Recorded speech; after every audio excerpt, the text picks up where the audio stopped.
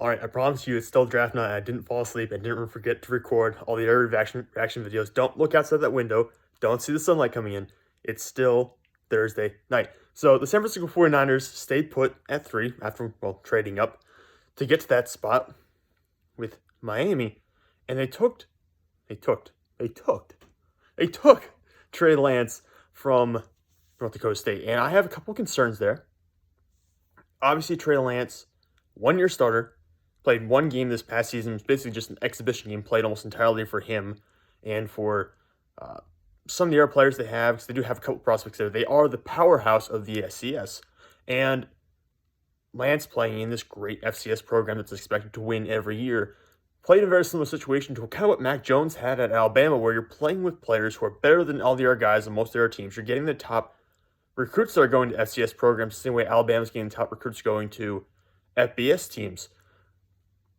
So I'm a little worried that he's going to go into the NFL, and there's going to be a bit of a shock there because he's not going to be playing with the top-level players in the game anymore. The 49ers still have some very good players. They still like Deebo Samuel a lot. Brandon Ayuk had a very good rookie year. And the running game's always been good for San Francisco, considering how the offensive line performs. And, of course, re-signed Trent Williams this offseason. My concern with Lance is, though, we're not going to see him as a rookie, or we shouldn't see him as a rookie. He is in the same vein as Patrick Mahomes was when he came out of Texas Tech, when he's just not ready. He's not ready to go out there and start an NFL game. Maybe he can do it by the end of the season, but not, I wouldn't even say by midseason. I mean, the ball placement for Trey Lance has been off. And he has that great cannon of an arm, but he hasn't shown he's able to use it effectively, continuously. And again, he hasn't turned the ball over very much. The only interception he had during college, I believe, came that one exhibition game last season, but during his one full year as a starter, he didn't throw any interceptions, and he actually ran for over 1,000 yards as well. But there were a lot of misplaced balls where just uncatchable throws or missing open targets.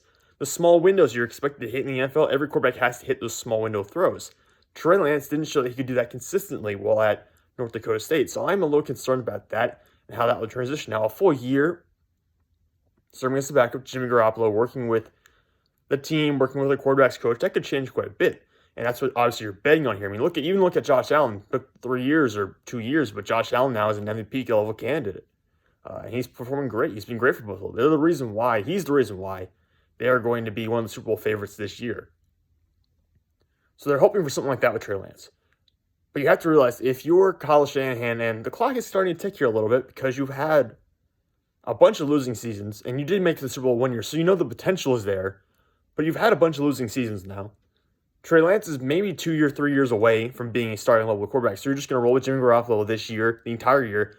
What about next year? You're just going to throw Trey Lance in there? He might not be ready yet. So there are some concerns here with Trey Lance because, well, he might be the most physically gifted quarterback in this draft class.